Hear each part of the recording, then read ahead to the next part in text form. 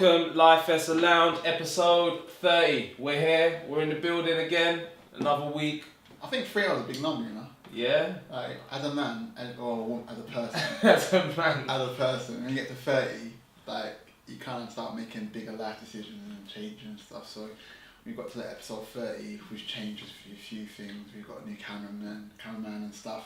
So it's like, yeah, we're going to big things. Yeah, man, we're changing it up. We're just trying to improve and keep this thing moving. Yeah. It's interesting you say like when you're 30 because that does kind of change. It's a milestone. It's a milestone. Because when you get to 30, people get itchy and they go, what am I doing with my life? Yeah. I think I don't know. You know what it is as well, is that when people, when they're growing up, they always say, by the time I'm 30, and they use 30 as that number, by the time I'm 30, I want to have X, Y, and Z. And then they get to 30 and they're like, damn, shit, I haven't got those things. I think a lot of times when people get to 30, like, I'm glad. Yeah. Fuck it. Okay. It's like, I'm gonna like, it doesn't matter. Like, and then usually when you let go, some things happen. So you see someone when they're 30, think, oh, I'm gonna get married. And by the time they're 33, they're married and got kids and stuff. Yeah. So, like, yeah. I think 30, when I turned 30, it was like the best thing that happened to me. I got more money because I got a better job because I was getting older, I got more experience. Like my worries and stuff, all that worry about, I need to have a child before I'm 30. I was like, I'm 30 now. Yeah. What can I do about it? I'm not beating myself up about it. So the thing is that you put that pressure on yourself growing up, but you don't realise how quickly 30 comes. Yeah. Because when you're young, 30 just seems so far away. So you think, oh yeah, by the time I'm 30, I'm gonna have this and I'm gonna have that. But 30 comes around so quickly, man. Yeah. It comes around so quickly. You say the same thing with the podcast, like exactly. 30 episodes, bang, we're here. I know. Damn. You wouldn't like when we started in my flat and the fairy liquids in the background. Yeah. Is now we're here. It's like wow, 30 episodes we're in. I know, man. A lot has happened since then, but yeah, I look forward to when we get to 100. It's a big milestone. Well, we'll get to 50 first. Yeah. And then we'll discuss it. So what's been happening this week, brother? For me personally, I've been fine. It's been an okay week. It's been chilled. Oh, I did Crystal Maze on Wednesday after work with some of my colleagues' wives and team. Yeah. Crystal Maze with them guys. I didn't get any crystals. I blame it on my team. Yeah. Because my task, I had to be like, they had a mask on my face I couldn't see, and they had to like guide me through the lasers. Yeah.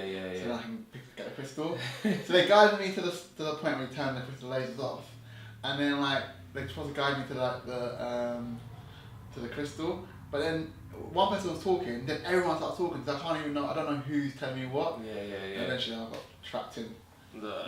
For those that don't know, Crystal Maze was like a show that used to be on TV back in the day. Yeah. And as teams you get set different tasks when you're in. Was it the most crystals you get in the show then led to certain money, didn't it, or something?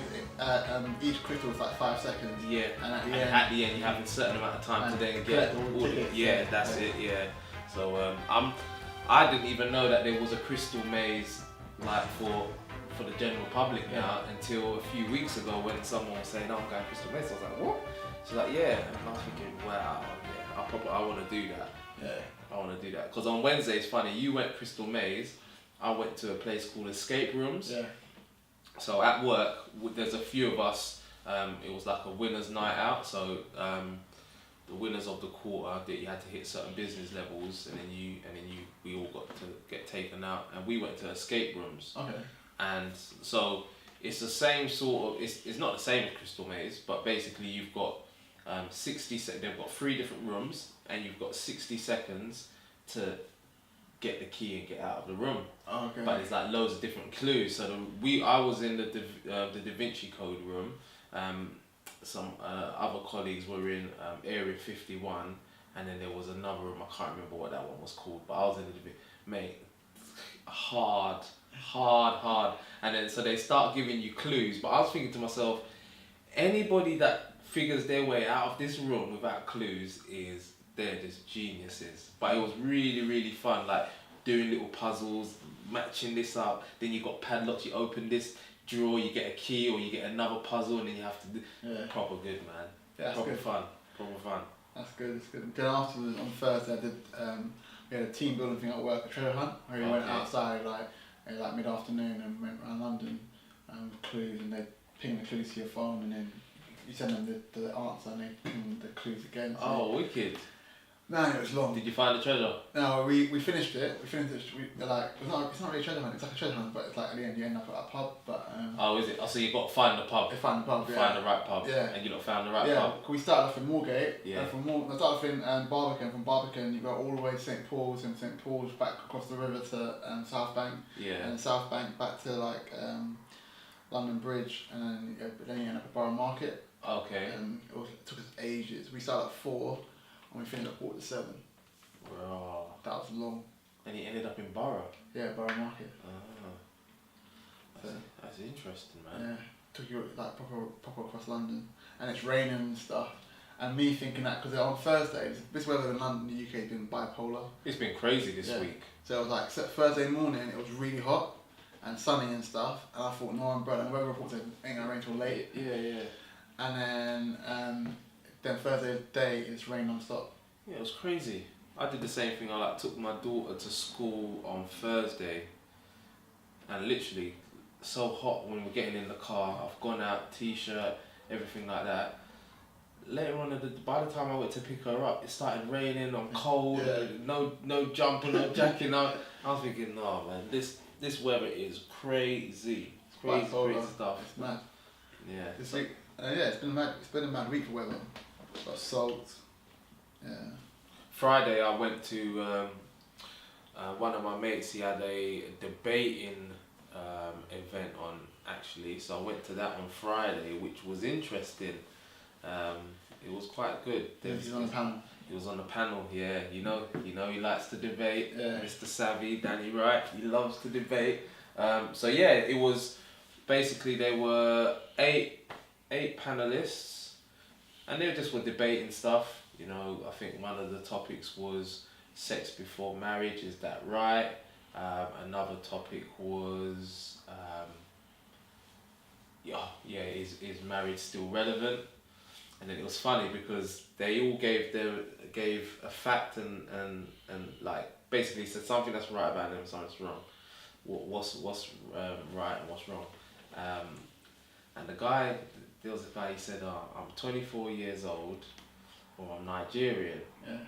And I was thinking, nah, there's no way you're 24. I thought he was younger, Okay. and he was 24. And believe it or not, when it came onto the marriage stuff, I was saying to myself, the issue is they've got nobody up there that's married. And then one of the girls behind me, she was like, no, he's married. 24 years old and married.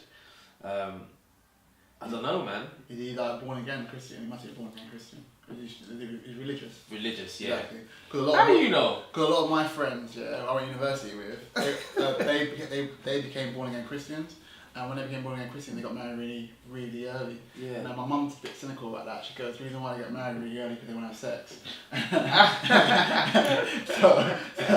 so my mum said to me, that's the reason why they get married because they don't want to sin.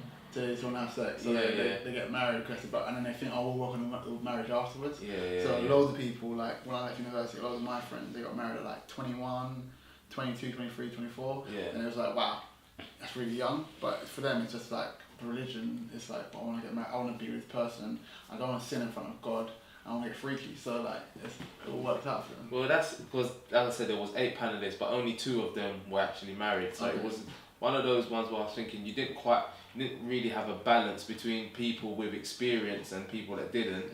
You know, so it was a lot of people talking about marriage and what marriage stands for, and I was thinking a lot of you lot are not even close to married, or you know what I mean. But it was interesting though, because as I said, I mean, everyone's gonna have opinions, so it was hearing different sides. But yeah, it was funny. He was 24, he was married, and the other one was just about cheating. So yeah, it was. Are people honest? Huh? Are people honest on there? I think there was a few of them up there that I was looking at saying, yeah, there was one guy up there. He was just being real throughout the whole show. Okay. But everybody else up there, I think was a little bit. I don't know. They were playing up to the crowd at times. I reckon. Savvy was himself as well, and he had everybody laughing, and he was really entertaining, and he was controversial, and he was just himself. So Yeah. it was good to see that he was himself up on the stage as well. But yeah, man, it was good to get to something different, you know. Yeah, because my friends they studied subjectivity, and subjectivity is a bit like that. I think subjectivity is actually the original ones that all these ones have like branched off of. So what was that? Subjectivity is like they have a panel show, so every month they have one in London and one in Birmingham. Do they? Yeah, so they have one they have on Tuesday evenings. So after work, people go there and they sit there and they have different nights. So there's got one I think in June, I think next June the 3rd or something like that, and it's for politics, like this week's one, and why don't you vote? Yeah. Who are you going to vote for? Yeah. Why haven't you voted in the past? Or Yeah. stuff like that. And then they've had one on marriage, love and marriage. Yeah, Valentine's Day. They've had one on Law and Order. They had a show, Law and Order, at the South Bank Centre. Okay. Which is really good because they actually had like Tunde, the barrister. Yeah. They had him on there and they had someone else on there, and they spoke about joint enterprise. And joint enterprise is that thing where. Oh, is that when it was all popping? Because that was that program about joint enterprise on the TV and everything as well, wasn't it? Yeah. So that joint enterprise, that film about the kid that was they stabbed his friend stabbed someone, but he was in a shop with him. Yeah. He didn't know what was going on, and he got done. He got done, and they all got 10-year sentences, and he didn't do anything, but he was arrested because he was part of the group. And so they've done loads of different nights and stuff.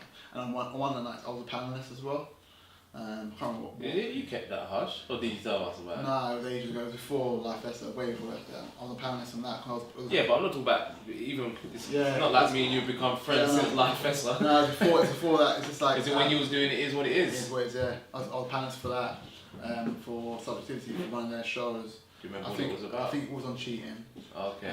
Because we used to talk about relationships on. On It Is What It Is. So I think it was about cheating. Also, they did one on like religion and stuff, and it was really funny because you had to go out as a game, and like the guy asks you questions, and you can't answer. You have to answer yes or no. You can't answer. Okay. Yeah. So on the question he asked me, "Do you believe in God?" And I went, "No," and the whole room went, "Oh." It's really funny, but it's just they do that type of nights. You hear different people's opinions and stuff. Like it's good because we find what you find with your friends, even though you have different opposing opinions on fundamental things, you will usually think the same. Yeah. But when you're around other people, you have different viewpoints. Yeah. And that sharpens you as well, because when you're exposed to different viewpoints, it broadens your horizon. You broaden your horizons. So like.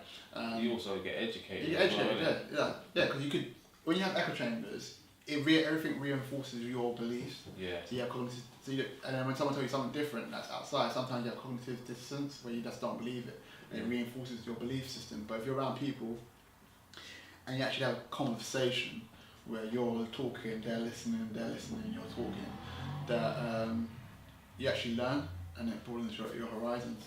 Yeah. Because what you see, like you said before the podcast started, like most of your friends are voting Labour. But that's because most of the people you hang around with, they're going to vote Labour. But if you went to like Chelsea or you went to those areas, that's like different. You'd think most of them people vote Tories. Yeah. So then you spoke to them and understood why they're voting Tories. Get a different viewpoint. Yeah. Maybe you could swing them to vote Labour. Maybe they could swing them to vote Tories. It's just that people don't talk anymore. You're talking amongst their friends. But yeah, I found, to be honest, I remember when it was Brexit in and out, there was a few people in my group of friends that were voting Leave. Yeah. Which did shock me, if I'm honest. But they had their reasons, and it was always good hearing the arguments. And you don't have to believe it or take on board, but it was good to hear their point of view and stuff. Yeah. You know. It's always good to have people with different viewpoints. I was saying, we didn't say, Ben's not here at the moment. Ben will be joining us in a little bit. He's still fighting crime, fighting internet crime. So he's got a lot of stuff on at work. So again, we're recording on a Sunday and he's still working, man. Before going to the first topic, let's bring Ben back in. Yeah? Okay, cool. Well, welcome, special guest Ben. Cool, Ben's back. So, first topic. So what was I going to say? So we live in, it's 2017, right? Yeah. We've got Trump, right? Yeah. We have Brexit in the UK, right? Yeah. We've got election coming on in June the 8th, right? Yeah. We've got Theresa May and Corbyn, both not the best candidates in the world, right? Yeah. What I'm trying to say is that we're living in pretty shitty times, right? Where are we going with this? We're trying to live in shitty times. But then, realistically, we think it's really crap because we're only based on our own context. But there are opportunities out there. And like time isn't as bad as people think it is. You know what I'm saying? I don't even think it's a bad. So I think in the grand scheme of things, right, we moan about how bad things That's are what I'm right saying. now. That's Go what back I'm saying. 50 years, there were wars going on. People were being drafted. That's what I'm You were saying. doing your job and being sent off to war. Go back 100 years. We have technology that they had nothing of, right? In the grand scheme of that, I was listening to, I think it was James Ulster podcast, and they had a guy who started up Freelancer on there. And basically, freelance is like this is exactly what it is. You go on the site and you can get freelancers who do jobs, like they create apps for like $3,000 or something, which is like a nothing. And he basically started it. He was like, I went onto this site trying to get somebody to do work. He's trying to get somebody to do some basic Excel stuff for him. And he went on this website and he's like, it looked horrible, but it had loads of people on there. So he posted a job, basic Excel input. He said, I'll give you $2,000 for it. Loads of people started like competing to get the work. Came down to like $200 in the end that he got it done for. He was like, what? So then in the end, long story short, he actually took over that website, built it up to freelance. He's like, you can go on there now. If you've got an idea for an app, you could contact somebody via a freelancer and get your app created for a couple of $1,000s, which I understand that you may not have it just sitting in your pocket. Yeah. But as opposed to going via big companies and you're talking into the tens and the 20,000s, right? So opportunity always exists there. And I think just in the grand scheme of things, so everything you've just said there about Donald Trump being in charge of the state, Theresa May, Jeremy Corbyn, frankly, I don't actually care about them. Like, they mean absolutely nothing to me on my day-to-day basis. All it is they're just news. As far as I'm concerned, somebody's going to take charge of the country, right? I'm not going to agree with all their policies. Now, I can bitch and moan about them and say, this is the reason I can't do this, that and the other. But it doesn't make any difference at the end of the day. Like, and I think that's why most people tend to want to moan about, this is so bad and that is so bad. Because ultimately, it's easier to blame something else in your external environment than just accept it is what it is. And look in the grand context of things, like, we live in a pretty good time, right? I think today's time there's less barriers. Definitely less barriers. Like you were saying, you can get things done quicker because the technology is there. There's less barriers in the sense of trying to do innovation because of, like I said before, we're doing we're doing a podcast with lights, cameras, and we can put it on YouTube, put it on SoundCloud and get audience without going through the radio, without going through television, without getting a producer and getting all that nonsense. We're able to do all that stuff and able to do it ourselves. And there's no excuses. So if we want to do stuff before in the 1980s, you say, if I want to film something, I'd have to go and get BBC to commission me to do it, or get ITV to commission me to do it. And if I wanted to get my voice out there, I'd have to hope for opportunities to given to me. But now I can go and do it. If I want to do it, I can go out and do it. Is that? But we're talking about YouTube and all of that type of stuff. Would that be the same across the board for anything then? Yeah, because of, take example photography. I've learned how to take pictures because I've been able to, instead of going for a course and paying thousands of pounds to someone to do a course, I can sign up to so many. There's so many different courses. You can go to lynda.com, you can go to udemy.com. They all do online courses where I can sign up to learn and pay £15 a month or pay £10 for a course. Yeah. Or if I don't want to pay for anything, I can go to YouTube and just type in stuff and learn bits from different providers. Yeah. And there's so many different ways of learning to do things, and the barriers come right down. You're an accountant by trade, yeah? Do you think that the traditional route of going, studying accountancy is still the best way, or do you think self-taught is still a way that you couldn't self-teach yourself? You can self-teach yourself accountancy, but you have to learn the books and stuff. However, the way they do accountancy exams has changed now. It's all online. It's all not online. It's all on computers. Before it's all handwritten. So that's made it easier probably makes it easier for people to pass the papers, because of if you've got hand-eye coordination and editing and stuff, it's easier probably to. Are they multiple choice questions? There are multiple choice questions, but the big professional papers are multiple choice essay questions. But if you can do it on computers, it probably makes it faster, more efficient than handwriting. Yeah. It also makes your handwriting easy to read. So Yeah. those things break the barriers down. It makes it easier for people to learn. If, 20 years ago, there wasn't online courses for accountancy. Now, instead of going to a classroom, you can go online and watch the course that someone's taught in a classroom in your own time, and you can pause and record it. So you can pause and go back and review. Yeah. And so if you don't understand something, you can, instead of going to teacher, stop, can you explain it to me, you can go through it yourself at your own time. So those barriers have gone. Yeah. And so if you can ask me anything, and I tell you, the way technology now has allowed us to do things faster and more efficiently than they could do 20 years ago. Yeah. I just think in general, though, just in general, the times are not as bad as people. Forget the barriers to get in and new opportunities and stuff like that. Just in general, I think people make out that all the world is falling apart. And when you look at it in the grand context of things, just take a step back, and it's not half as bad as you think it is. I think the technology piece we've always touched on. The traditional route, I think in any line of business that you want to go down, you can always take a traditional route. I would argue that the people who make it are the ones who you might take the traditional route, but then you supplement on top of it, right? If you just follow the same path that everybody else follows, then you pretty much end up in the same place as everybody else. There's always somebody who's broken the rules somewhere going down the line. So they might have taken the traditional route as in understanding the books, but not gone down the traditional route of going to universities and all the rest of it. And to be honest, when I look at it now, the only professions I really look at that really still require that, and you still hack your way around it if you need to, things like being a solicitor or a lawyer, right? Because you really need to understand it, and it's very difficult. But people could still self-teach themselves that. But I think anything outside of that, unless it absolutely requires you for the job that you want to have a university degree, I don't think it's necessary. If you want to start up your own business in a certain area, people aren't going to say, well, I'm not going to do business with you because you ain't got a degree if you deliver results, right? That's what people are interested in. Yeah. I don't know about you guys, maybe it's different, I don't know, circles that you're moving in, but I don't think many people are saying that we're living in bad times. I think a lot of people are happy with the times that we're living in for the reasons that you've just talked about. I think where that comes from is more about violence, from in the UK, the violence that we're seeing at the moment with knife crime and stuff like that. I think you can definitely say that times has got worse in that sense. But you don't think so? Hasn't. Stats say it doesn't. Hasn't. You have to be wary about what's on the media's. Of course. Knife crime actually, and violent crime has actually been dropping. It's been dropping over year by year. Only this year it's taken a sharp spark. Sharp Spike. Spike. Yeah. We got you. A sharp spike this year. But on the whole, knife crime in the UK has actually dropped.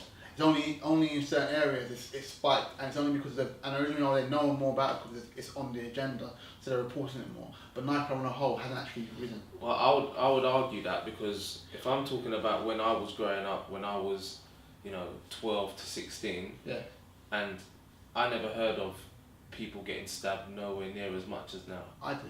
They weren't getting. I did.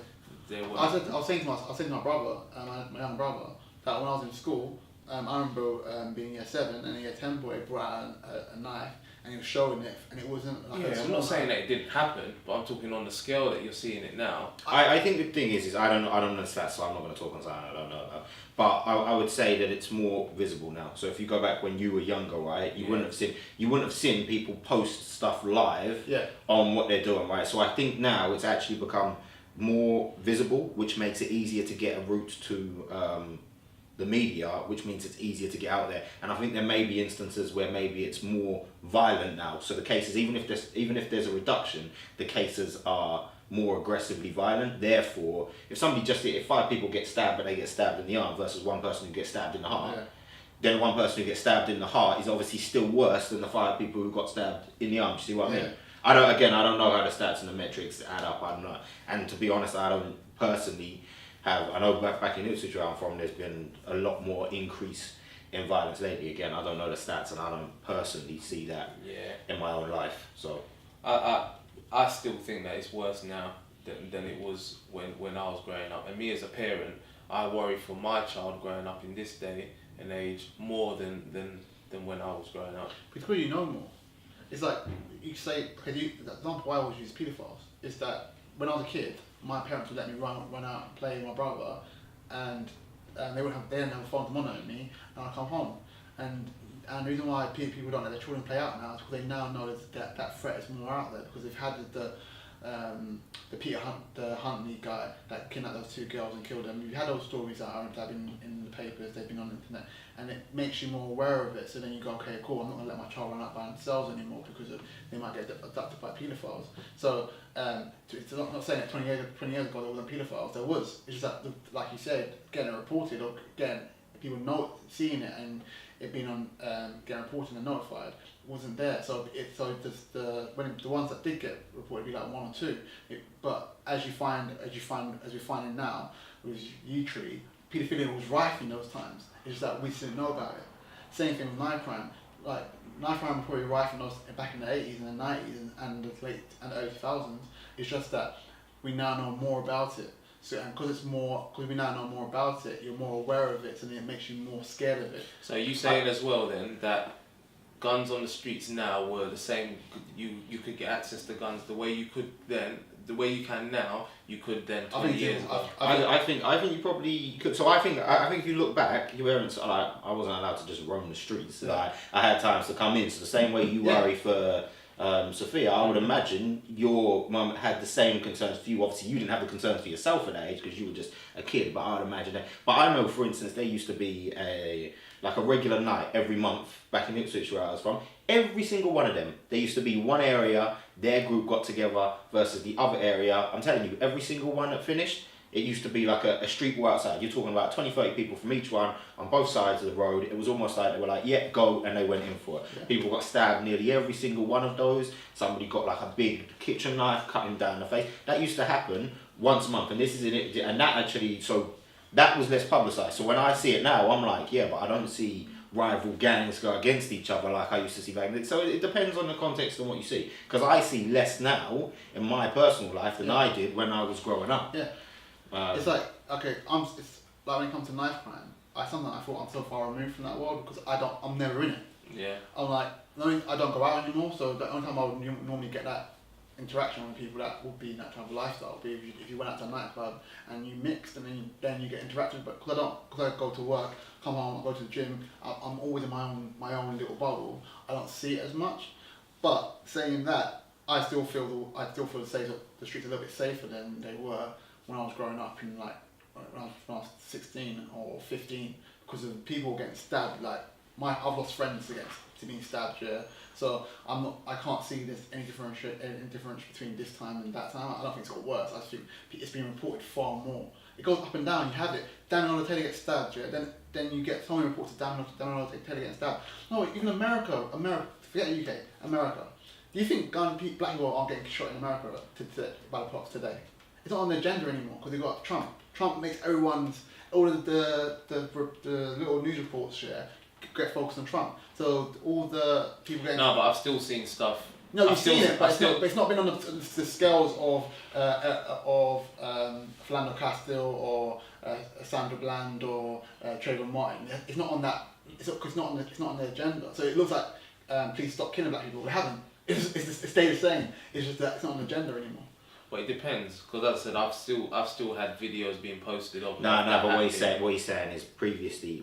He's not saying that it's gone down. I'm saying it's gone down. He's saying it's not being publicised. I know, but though you're talking about, these are still 5-6 incidences that you're talking about in a period of how many years. So just because Trump's only been in 5 minutes, it doesn't mean that we're now going to see another 2 cases being publicised by the media. Last year, every month someone was getting killed. It wasn't every month. It was every other. It wasn't every. It was pretty much. It's pretty much every month someone was getting killed. So that means that would have been 12 instances. Yeah, last year. Last there was quite a lot of people getting killed last year. From January 2016 to December, there was loads of people getting killed by police. It was every other month that the police will get every month that they'll report someone getting shot by the police. This year there hasn't been hardly any. There's only one that I know of, that young boy that got killed only like in April.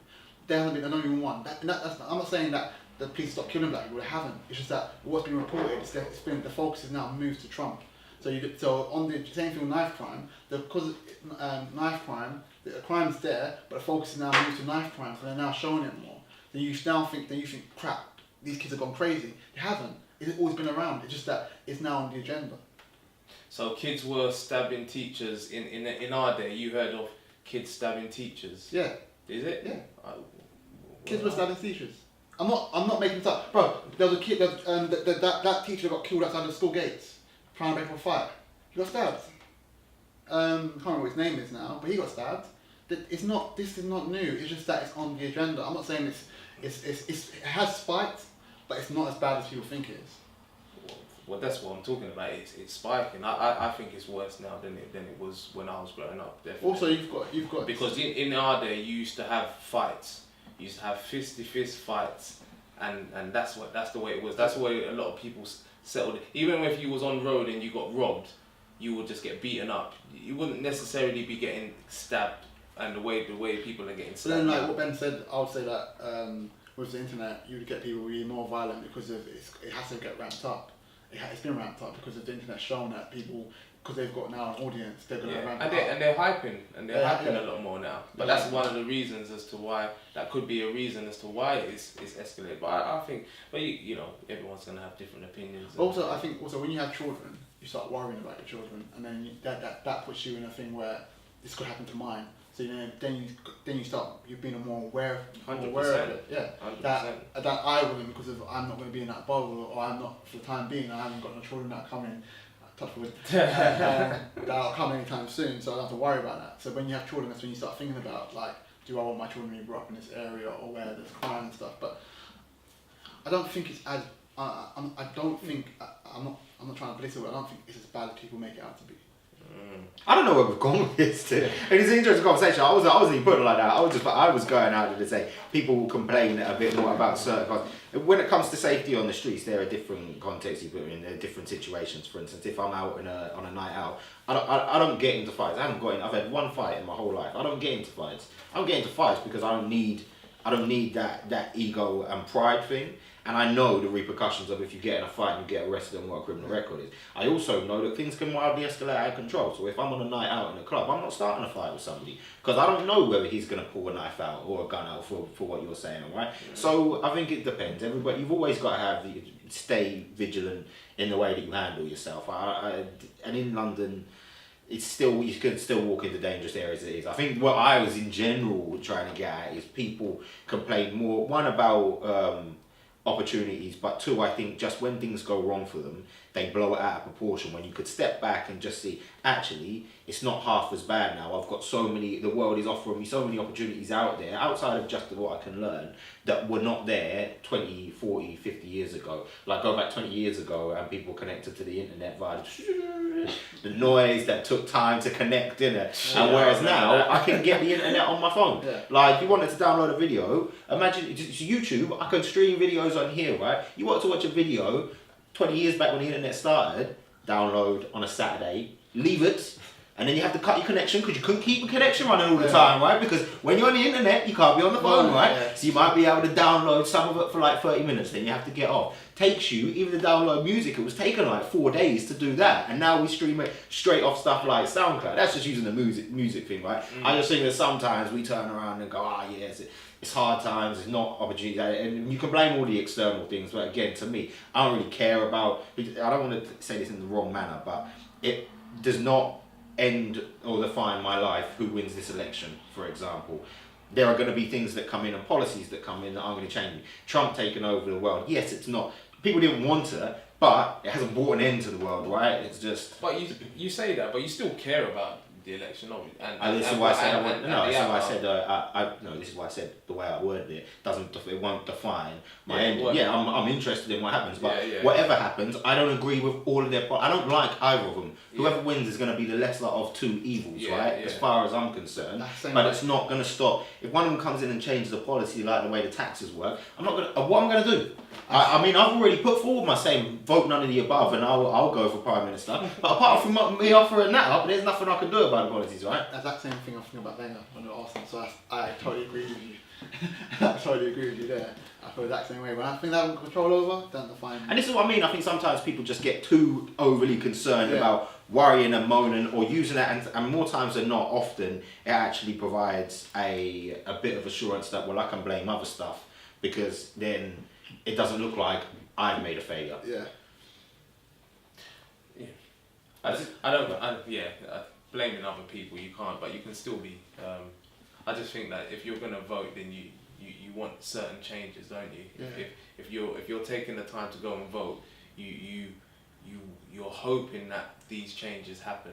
But I'm not saying if they don't happen, then you can then hide behind and say, oh, this didn't happen, so I can. You roll with the punches. Yeah. You roll with the punches. You just adapt, innit? You always have to adapt. In everything you do, the world is always changing. You adapt. The person who adapts with the new changes to the way that SEO works on the internet is the person who blows up. The person who adapts to the new algorithms within Instagram is the person who spikes up in the world. The person who adapts to the new changes in the finance world is the person who creates the business to plug a gap and then blows up out of nowhere. Do you see what I mean? It's always you need to adapt. If you stay static, then you live in a comfort zone, which is cool. Okay. But it's not for everybody. Not for everybody. Cool. So what are you saying? With that, take a break and then. I better check in. Hopefully I don't have to work and I'll be back after. Alright.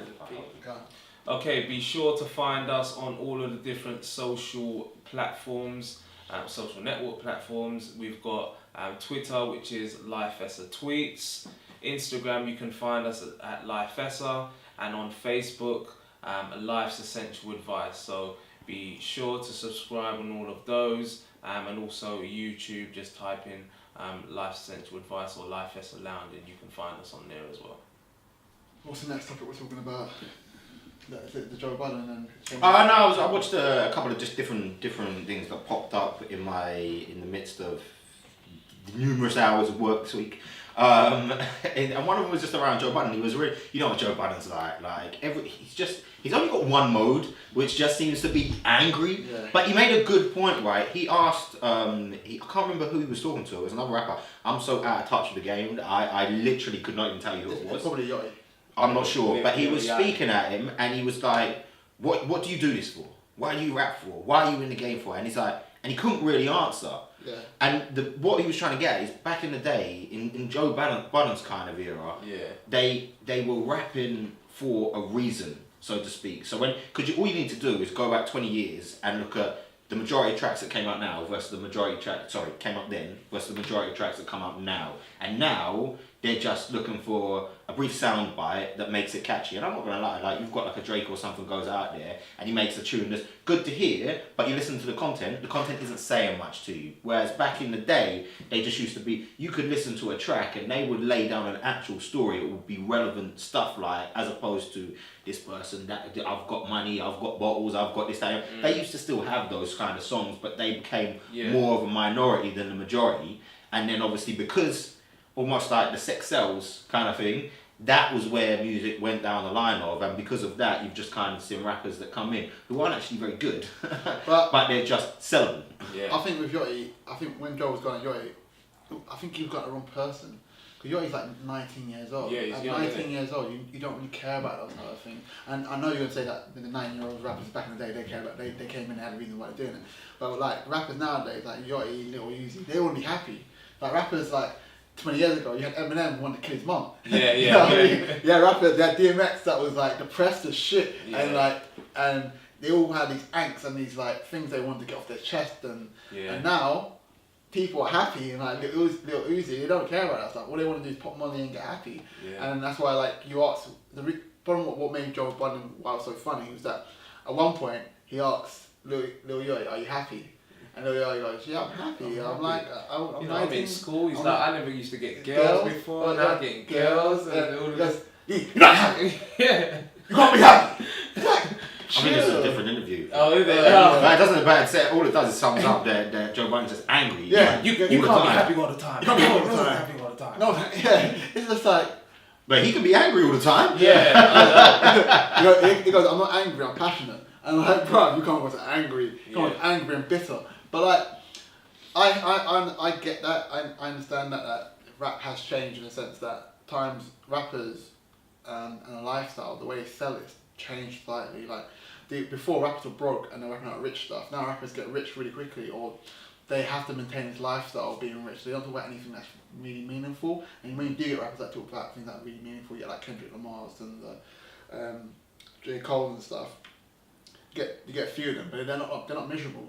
You know what I mean? They're not like, like Eminem or. What I like about Kendrick Lamar is and J Cole, right, is that they are making sales, they are getting attention, because that's the reason why most people go down the other route, right? Is because if you talk realness, like one of the most realest rappers that I can think of when I was growing up was Jadakiss, but Jadakiss weren't making no money, man, because what he was saying wasn't selling.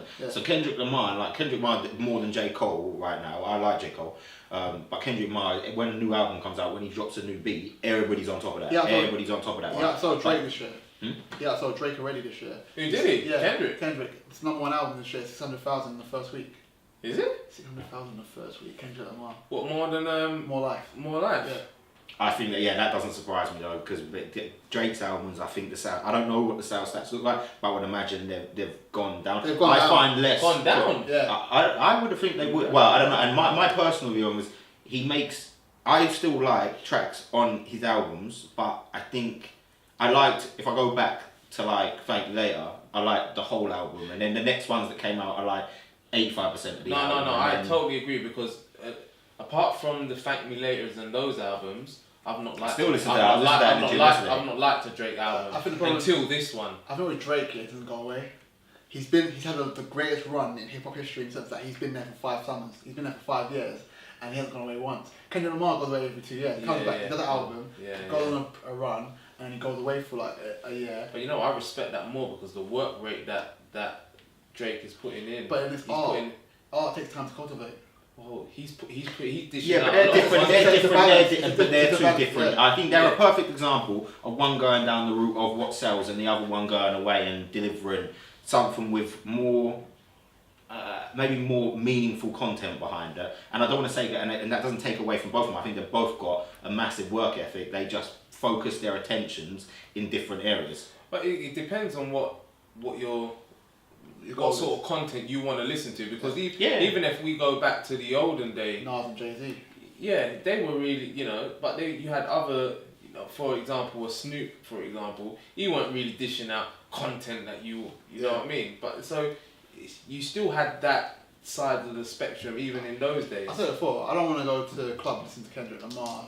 Not all these tracks, but him rapping about deep stuff. I want to be like, I want to listen to the future, like balancing. Yeah, but do you know what I always find, and what I really found interesting when we were in Vegas last year is, it doesn't matter how far you go down the line, right? Yeah. When a club wants to pop off, they still play the tracks that we grew up to. There's new tracks coming out, and they play some new tracks and some house music. But then there's so many that they just, when the club blows up, is when they're playing the tracks that we grew up to. I'm like, that says something about these tracks, man. That they are just going on. I was at a wedding last night, and I was just listening to still playing some old school swing. Yeah. Them SWVs. I'm listening to this and I'm just like, I used to love this. Them Aaliyahs, the back and forth. Yeah. There were some good tunes, man. But then you think like Cameo, when they created Candy, didn't you think it would be played at everyone's wedding? I know, I'm telling you right now. And guess what came on first yesterday? You know what I mean? But that's catchy, but I'm saying straight up. So I want to say this in the right way, but they don't make boy bands like they used to. So when we grew up, we got R&B boy bands. When we grew up, we had Boys to Men and Drew Hill and the rest of them, right? And Jagged Edge before Jagged Edge started to drop off. And I'm like, they don't do that. They just don't have them anymore. I still listen to them. I was like, these guys made the bomb, and now what do we get? We have Mike Lowry in the UK. We have Mike Lowry. 4 mixed race. Is it 4? 4 or 5? Five mixed race boys. I don't even know who they are. Yeah, but they're not dropping it the same way that these guys used to. When you ask me, Mike Lowry, I know is from Bad Boys. That's true. But they are. They got Mike Lowry that they're trying to come back with, and they can sing. They're trying to come back. Come back? I don't even know they came in the first place. They're trying to bring back that R&B. Oh, I've heard a couple of their tracks. It's popped up on a playlist. I wasn't listening to theirs. They got like an Apple playlist. I'm gonna have to go and Google them. Yeah, but you see people trying to bring it back. I don't know. That's why I say I'm on a different podcast in a different life. I was talking about the reason why R&B died. But you know what? Just going back to Ben's first point, I do agree with what you were saying as well about how. Before, I do think that even those they were rapping for a reason. They had a struggle, and like you saying, even if they had a reason to. Now a lot of people it's a little bit like what Charlemagne said in his book as well. Like everyone wants to be an athlete or a rapper, and that's what people are doing. And you can just go in now, just get a catchy beat, spit one or two bars that don't really mean anything, get a catchy hook, Yep. and you're good to go. Like that Future Mask Off tune, yeah, is my jam. Do you But know it wasn't that? until it wasn't until 2-3 weeks ago where I actually realised what he's rapping about, because I couldn't understand what he's actually saying. And then I got the lyrics from Percocet. and Miley Percocet. and I didn't and he's just grabbing the rap Right, drums. yeah, I'm being off but his how many head. times- And how no many money, I times- can't move. How many times have you? I've had that many times before where I've really liked a jam, and it's not until literally like the 150th time you've listened to it blowing up, and you're like, I just listened to the lyrics. for Yeah. like the first time. Because you listen to once you get a beat. To be honest, if they drop a beat that's catchy, then it catches you before you even listen to the lyrics, and then you can just float around what you're saying. Like, Exactly. It's like Mask Off, Miley Percocet.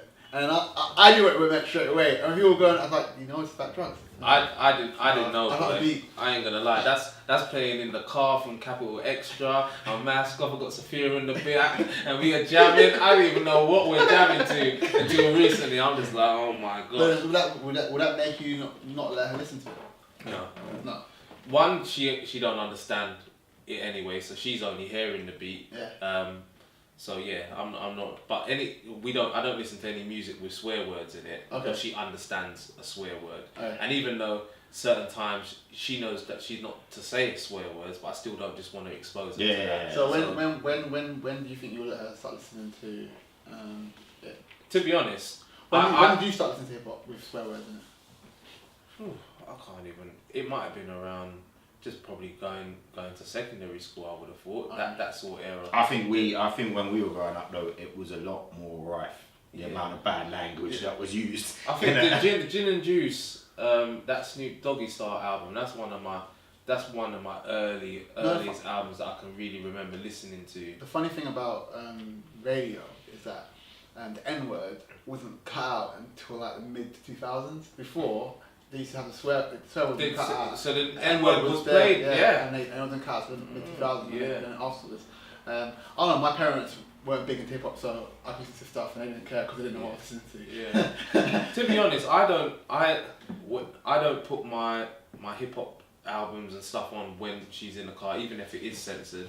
I'll just listen to usually Capital Extra. Okay, so you know boy band and Justin Bieber songs. Yeah, she knows the song, and plus now it's mad the way, because she was singing a song the other day and Danielle was like, where'd you learn that? She's like, oh, Bethany taught it to me at school. So when you're at school as well, and that's the danger when they're exposed to certain kids that you don't want them to be exposed to, because they start to learn things, and obviously parenting then comes into it where you say, no, that's wrong, that's right, and then you hope that when they're at school, they're like, no, I don't want to say that, which from my understanding, that's what she does. I'm not doing this, I'm not doing that, because that's not the right thing to do, but then it does get difficult, especially when they're exposed to certain kids that are just coming from weird I won't say weird backgrounds, but not coming from an upbringing that I would want to be coming from.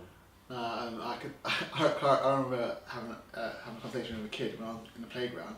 I used to swear because my parents would tell me not to swear. And I'd say flipping hell, or then my friend was like, why don't you say the F word? What's stopping you saying the F word?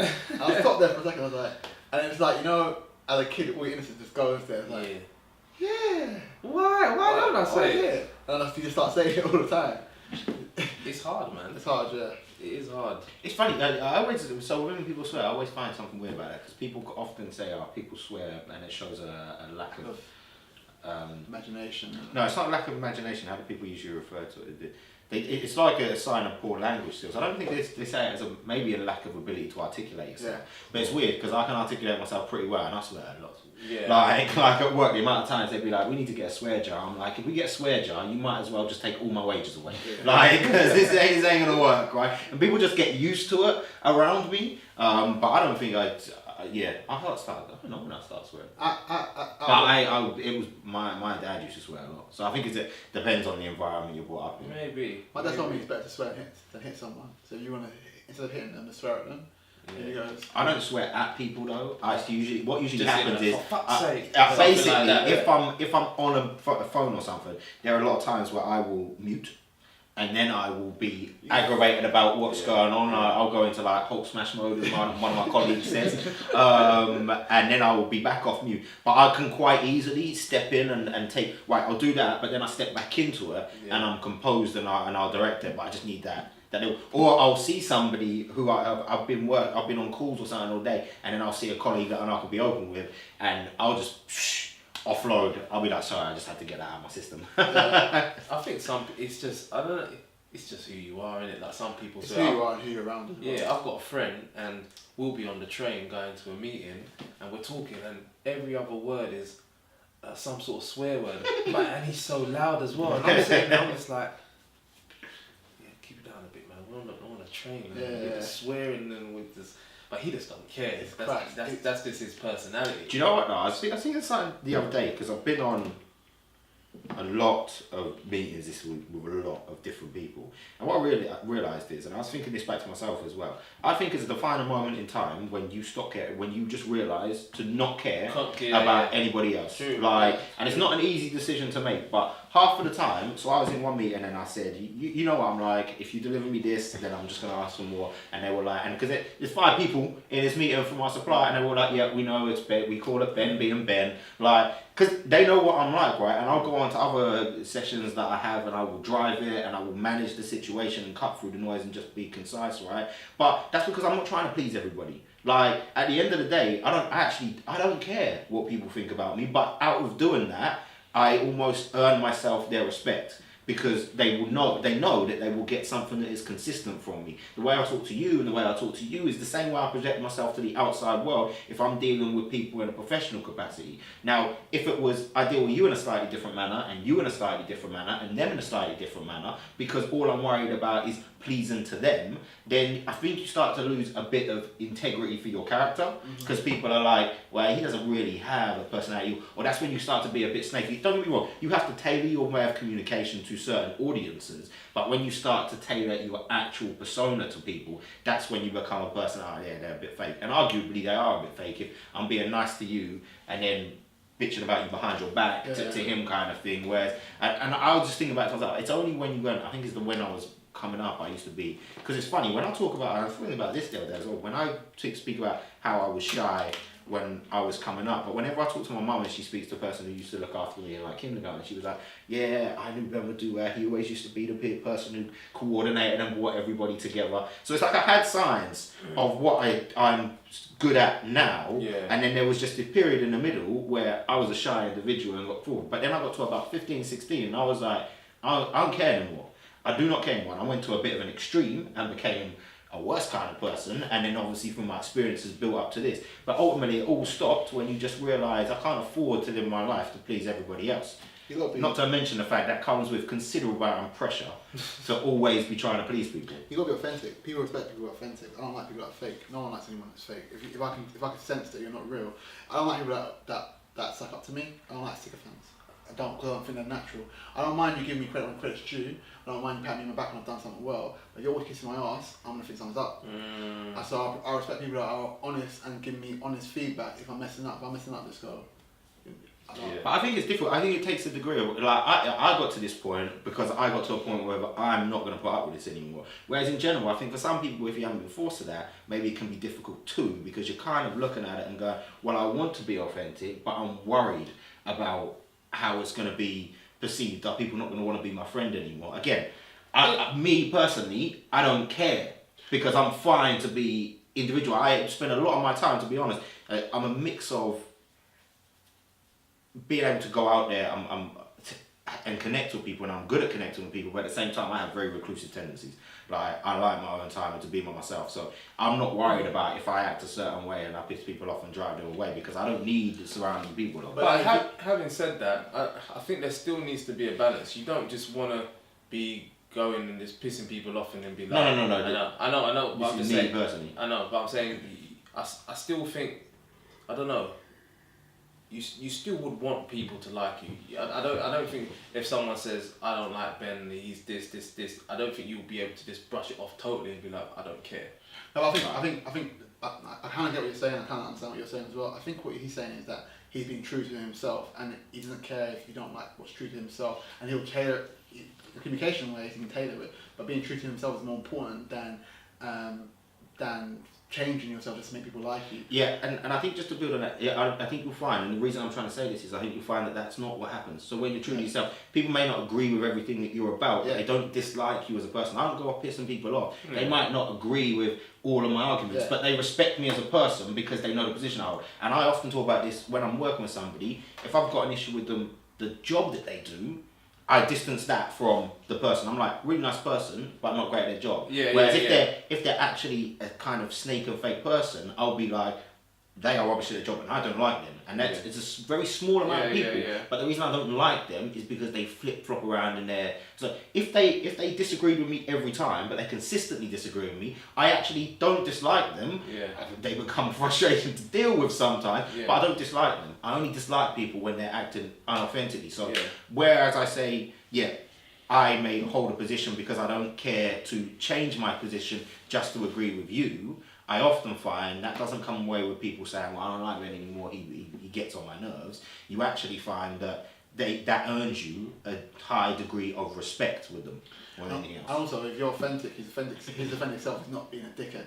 Do you know what I mean? Some people are dickheads and you're not going to like them. If you're true to yourself, doesn't mean you have to be a dickhead. It means you're just true to yourself. If that's what people get confused sometimes. People think like you don't care if people like you. It's not like you don't care if people like you. Because if you're just yourself and you're a good person, people are going to like you regardless. That's my fault. People don't like you regardless. If you're a bad person and you're authentically a bad person, people are not going to like you regardless. Even if you are authentic or fake, they're not going to like you because you're a dick. However, if you're authentic in your authenticity, Authenticity. You got it wrong as well. Authenticity. Don't worry, I can talk. Authenticity. What? Seriously? This just happened? Authenticity. We can talk. But I can. Okay. In what Ben said, that you are a nice person. People don't like you, and the people that don't like you because of the little traits you have, they don't matter, because the people that will like you are the people that matter. That's the way you should be. You shouldn't be fake to people who like you. If you're a geek, be a geek and own your geekness.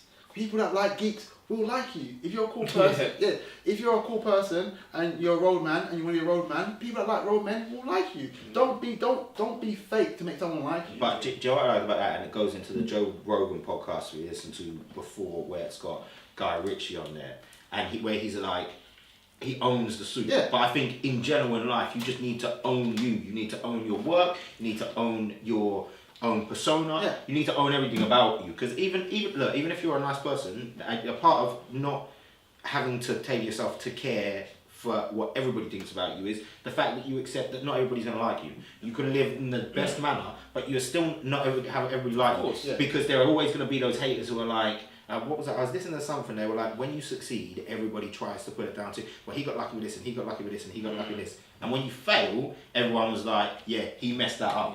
Like it's easy. Everybody likes to put successes to serendipity, right? But they like to make you accountable for that. Ultimately, you're accountable for both of them, right? It's just people will always find reasons to hate on you, whether you're bad or good. Right? I don't like people that are always happy. That's just me. It's weird. I don't like people always happy. I like people that are real. You're turning into Joe Budden now. No. It's not like. I just don't like people that are always like life's beautiful. But like, I like people that are measured. I can't be around people that are always positive. I like people that are like, when things are going bad, they let me know. When things are going good, they let me know. So then I know that to me, I feel they're real. When you're always happy, there's always something that life's not always 100% always happy all the time. So no, of course, everyone's gonna have troubles and ups and downs, isn't it? I just like people that are themselves. I appreciate people that are themselves around me than people that are fake around me. I just like I just still continue reading about the concept of absolute ownership.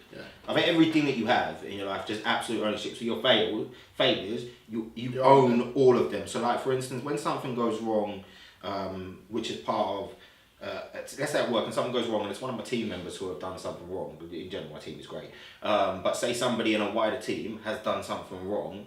Now my point of view is you've got somebody who can turn around and blame them, but at the same time I don't like to chuck people out to sea, right? So I will work out a way that we do not find a way to just blame them directly. At the same time, absolute ownership for me says whatever's been done in the background, at some given moment in time, I could have done something to change that. Now, if I'd done something in the wrong way which led to a problem, or if I didn't do something when there was an opportunity that led to a problem, that's me taking on the ownership myself. I could just turn around and say, well, Leon messed something up. I'm going to say, I didn't get it wrong, Leon got it wrong. Yeah. But I'm not going to be like that. I'm going to be like, damn, we got something wrong, we need to fix it. I ain't holding anybody accountable for it, because I know that at any given moment in time, as long as you're taking ownership and responsibility for your life, you know that there are times you could step in, or if you fail, you own the fact that you didn't step in, and you learn from that and move forward. So the final topic we're going to talk about is the issue of problems of being the go-to guy.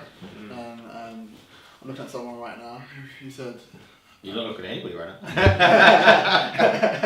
But you talk about it from a personal view.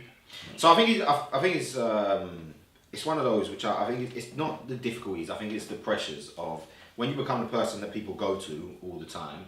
I think for me personally, it almost becomes like there's a degree of pressure for you to maintain a strong front. Okay. And maybe that's pressure of me personally that I put on myself. But for me, I always act like I haven't got any problems. I have a multitude of problems I face at any given moment of time, right? But I don't release that out to anybody, because then when somebody's talking, they're like, and I know you've spoken before about, sometimes when you let people know your vulnerabilities, it's cool because it helps them to get through. Whereas my approach is actually a bit different. When we talk, and they'll be like, are you cool? I'll be like, yeah, I'm cool. What's up with you? And then they might release a problem, and then I listen to them, and I let them talk out, and they feel better afterwards. Yeah. But I don't usually walk up and say, yeah, I've got this problem going on in my life, and I don't reciprocate in the same manner that they do. And I just think when you become like that, and I know you've had that before, where people go to you frequently, and kind of, we had our heart to heart over WhatsApp a couple of weeks ago. I can't remember what came off maybe it was when I missed the podcast before, for one reason or another.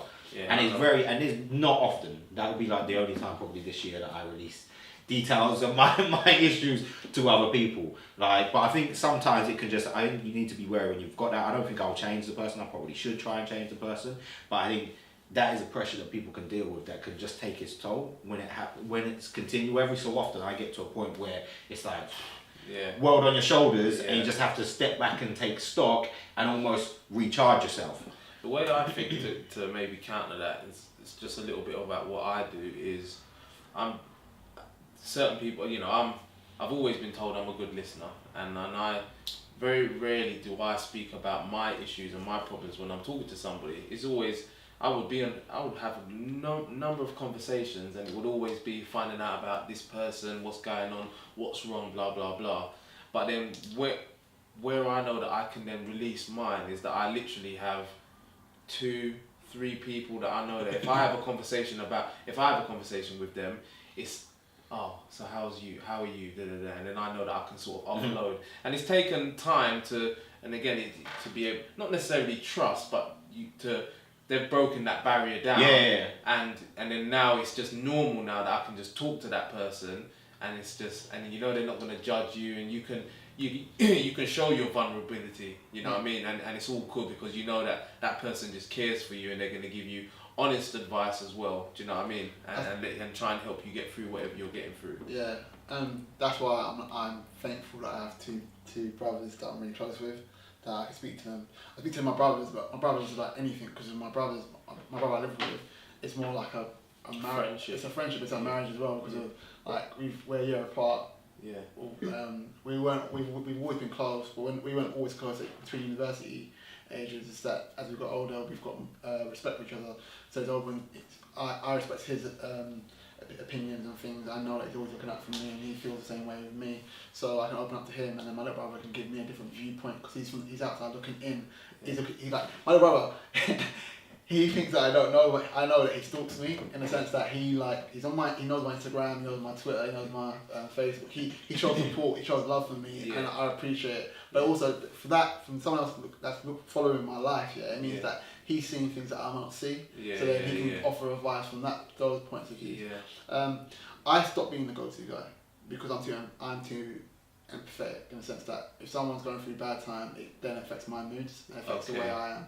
So when people used to go through like bad stuff, they used to tell me stuff, and I'd be a decent listener, but it would affect me. Yeah. Then I stopped. Then I noticed it makes me feel depressed because they're depressed, and then I can't do stuff. So I stopped. I've literally pull myself away from being the go-to guy. See, I'm totally different.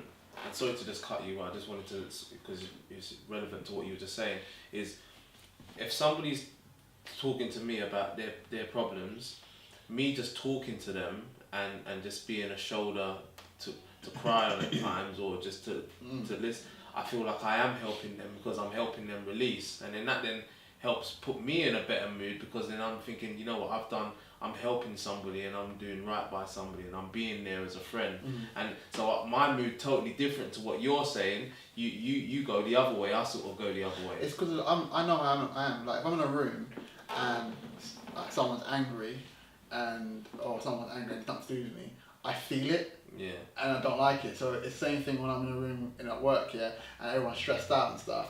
I don't like it because I literally feel the stress on me. It's not because of why are you stressful? I don't think that way. I just think like, oh, you're stressed. I share your stress.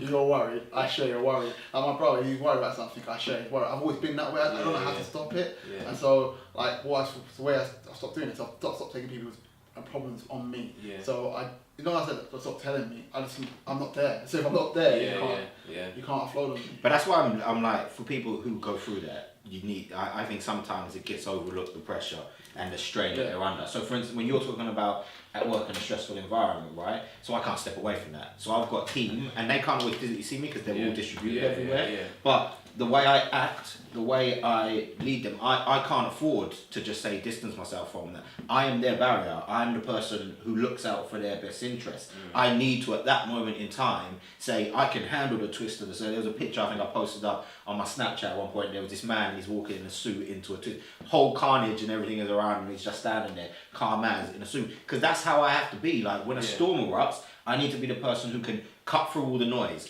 make the right decisions, take the right leadership steps, because it's no good me spouting out, right, this is how you handle these and saying it if the way I act is not congruent with that. My team will lose, it's not about losing respect for me, but they will not feel like I am there to look out for them. Yeah. So when you're going through that, and that's just on my day-to-day basis in work, but then when I'm talking to somebody, I'm always the person, don't worry about my problems, because whatever your problems are, I think in the grand scheme of things are bigger, therefore let me understand what's going on with you. And then someone will say to me, how you doing, you cool? Now, I'll be like, at night, I may be racking my mind with all the things that are on my plate, and if somebody says to me, are you cool? When I step out, it's like this, when I step out to the outside world, I put on the Superman suit. Yeah. That's what I'm supposed to be to the world, right?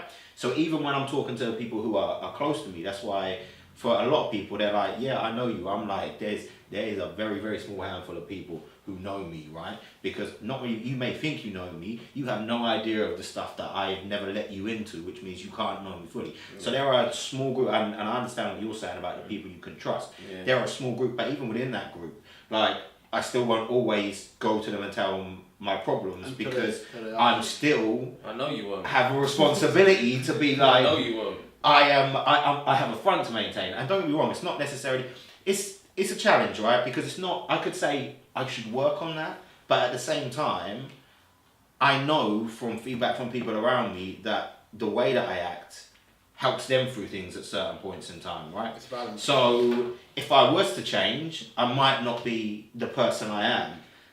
It's hard. It's finding that balance. All it is. When you find a balance, you'll be fine. It's finding that balance. I think right now, I would argue that I've got a balance. This is me. I'm 30 years old. This is the way I've been for 10 years.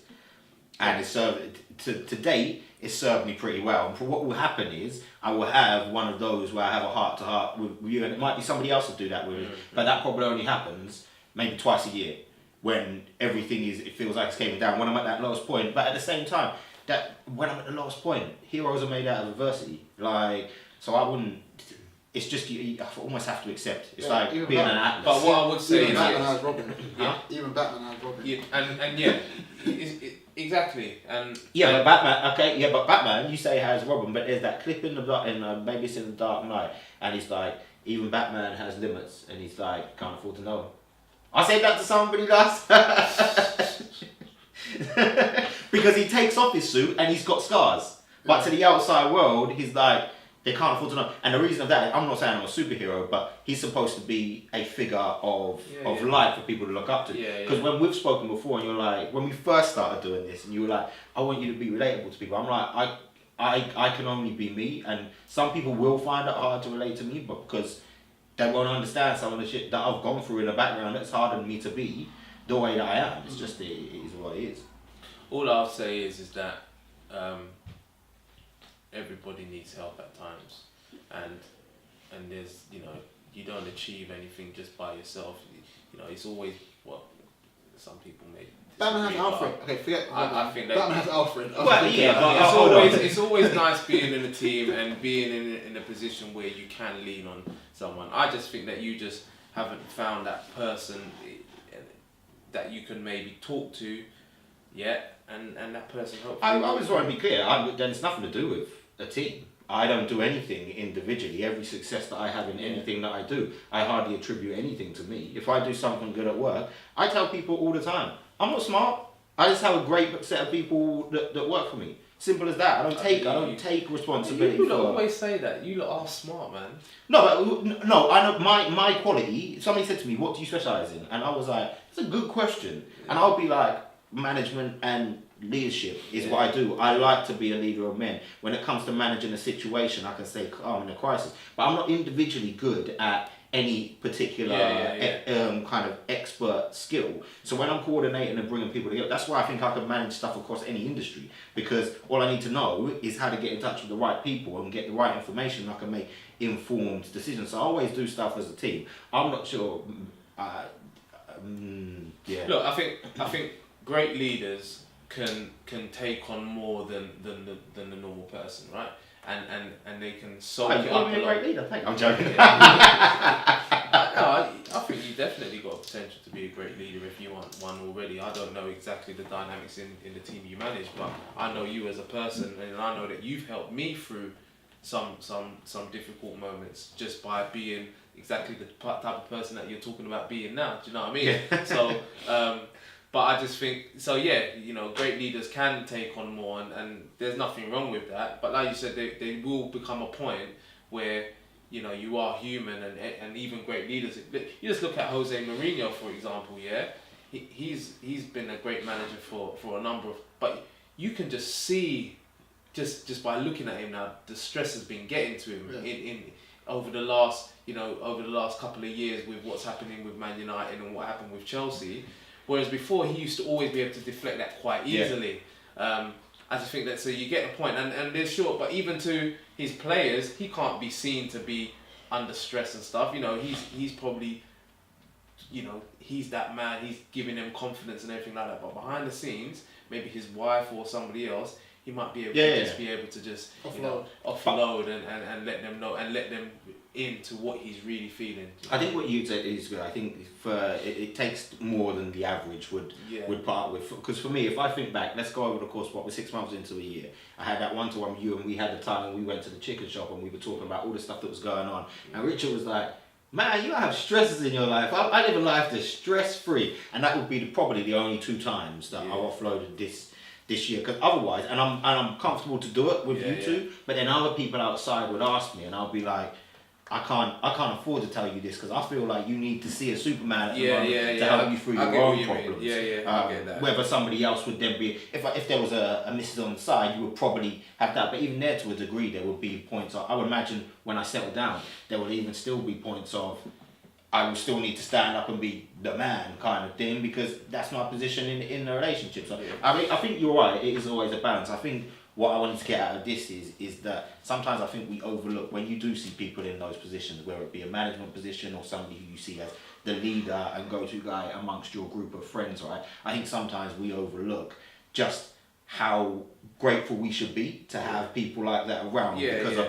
how much they are managing behind the scenes, all the stuff that you don't see. So all the hours that people don't see me, like for instance this week when I finished working, eventually finished working at like 8 o'clock last night, I started working on Lifessa stuff, right? Because I had to catch up on stuff from Facebook, I had to catch up on doing more articles and stuff, right? This is all the stuff that people don't see you doing, and then when you step out to the world, you're like, yep, Superman's here, right? And that's why I manifest well with the people at work. How do you work the hours? Because I do that to, again, it's just that persona I hold up. But then in the balance of it, it is all about finding balance. Because I say to my team, for example, you need a work-life balance. Yeah. Which means this week has been an abnormal week. But normally I'll be like, I will not be working massively on the weekend on my 9 to 5 stuff, because if I'm doing that and saying to them work-life balance, then it's no good. I've got a boss who's supposed to be preaching the same thing, but sends emails at 3 a.m. on a Saturday morning, right? And I'm like, you can't act like this and get the guys to employ a work-life balance, because I've got some of my team who work around him who it's incredibly difficult for me to make them work the right hours, because I say it, but they see him do something different. Yeah. You know, as well, another example is because of relationship, I'll think about my relationship, that early part of being in my relationship with Daniela, there was a good 2-3 years where there was a lot of stuff going on with me behind the scenes that she never knew nothing about, because I took on that role to be the Superman person, and and I wouldn't let her see the vulnerable side to me. Do you know what I mean? Because I didn't want it to affect her. I didn't want to worry her, type of thing.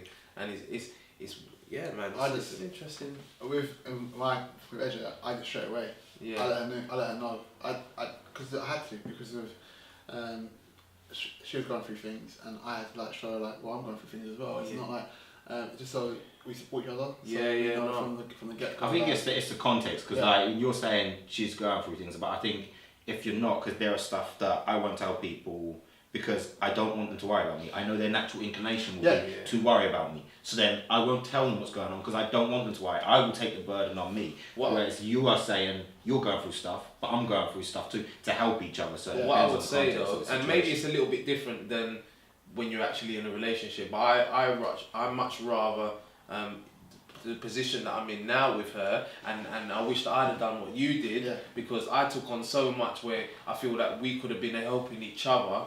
We were in a relationship, and I didn't let her in that way, and then she probably resents me. Yeah, exactly. You're a team. It's your team, and although you're a man, you're a breadwinner and stuff. Yeah. But you're still a team. She supports you. You support her. You work for each other's interests. Yeah. When you're taken on by yourself, it's hard to understand, because it's like, he wants to take it on, so he must know what he's doing. He must be okay with it. And then she'll be like, and you're sitting in the back, and you're thinking, and sometimes you can build up resentment as well. That I'm doing all the work. What she do? And then her thing is like, I actually want to take part, but he's not letting me. So it's that thing when you have that thing in a relationship where you let the other person in, you let the other person know your fears and worries, so they understand. So you might be worried about this. I'm gonna step in and I'm gonna help him. Things that he can't do, I'm gonna help him. Things that he needs my help in, and he doesn't want to ask for, I'll help him because I love him, and that's what my relationship is. I think when I get to that, I think if I get to a point where I let her, that will mean that there's something going down there. Something going. I don't know. I really need to get to that. Obviously, relationship roles are not my area of expertise, we should say, based on experience. You live and learn. You gain experience. You do. Wow, make it past the rules. Need to make it past the 3-day rule first. Then we can start going into. Alright guys, so that's episode 30. Last week we had a mayor this signing out. He's back. He's back. What happened last week? Because I listened to it and I was like, what? How did you forget? I got camera shy.